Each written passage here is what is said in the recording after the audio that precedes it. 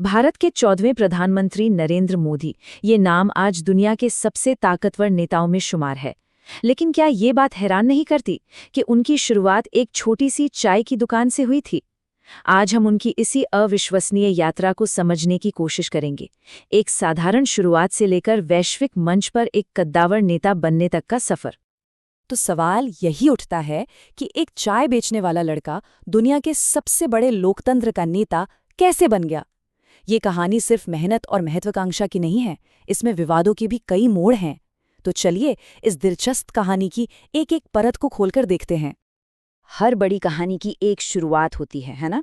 नरेंद्र मोदी की कहानी शुरू होती है गुजरात के एक छोटे साधारण से शहर से, जहां उनके शुरुआती अनुभवों ने उस नेता की नींव डाली जिसे आज पूरी दुनिया जानती है। साल था 1950। भारत को आज़ाद हुए बस कुछ ही साल हुए थे। उसी दौर में गुजरात के वडनगर में नरेंद्र मोदी का जन्म हुआ। उनका ये साधारण सा परिवेश उनकी पहचान का एक बहुत बड़ा हिस्सा बना, जिसे उन्होंने अपनी राजनीतिक यात्रा में बार बार सामने रखा। उनकी परवरिश बहुत ही साधारण माहौल में हुई।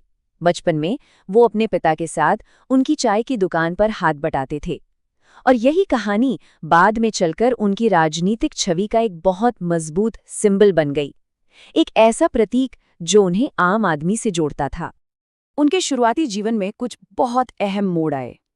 बहुत कम उम्र में ही वो राष्ट्रीय स्वयंसेवक संघ यानी आरएसएस से जुड़ गए और आगे चलकर वो एक प्रचारक बने। अब प्रचारक का मतलब है एक फुल टाइम वर्कर जिसने अपनी पूरी जिंदगी संगठन को दे दी हो, और इसी अनुभव ने उनकी सोच और विचारधारा को एक पक्की शक्ल दी। तो ये आरएसएस आखिर है क्या? देखिए, ये एक बहुत प्रभावशाली हिंदू राष्ट्रवादी संगठन है जो अपने अनुशासित कैडर के लिए जाना जाता है।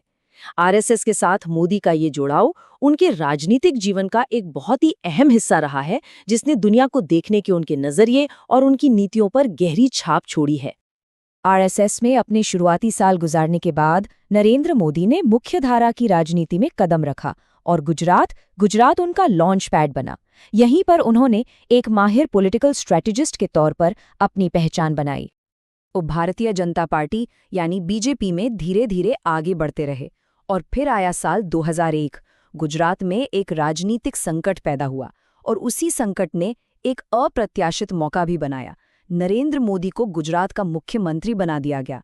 ये वो भूमिका थी जिसने उन्हें राष्ट्रीय स्तर पर पहचान दिलाई, और वो 1-2 साल नहीं बल्कि पूरे 13 साल तक 2001 से लेकर 2014 तक गुजरात के मुख्यमंत्री रहे।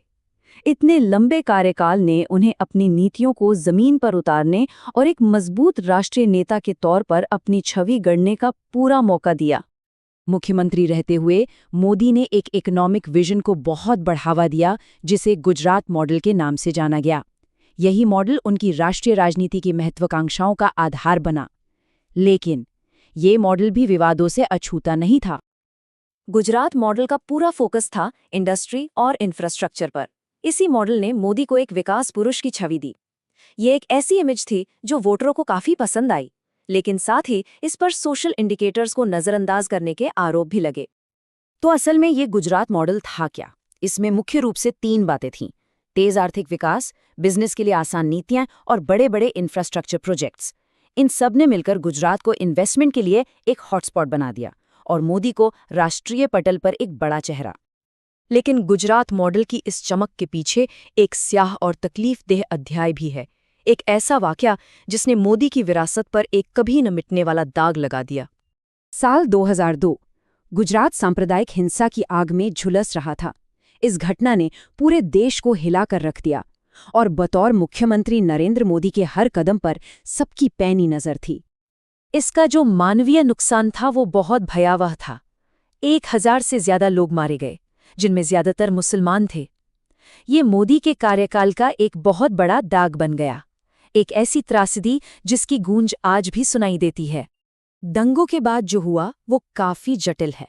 एक तरफ मोदी पर आरोप लगे कि उन्होंने हिंसा रोकने के लिए कुछ नहीं किया, वहीं दूसरी तरफ सुप्रीम कोर्ट की बनाई एक जांच टीम को उनके खिलाफ कोई ऐसा सबूत नहीं मिला जिस पर मुकदमा चल सके।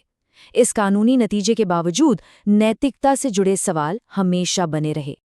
कानूनी तौर पर क्लीन चिट मिलने के बाद भी 2002 का साया कभी हटा नहीं।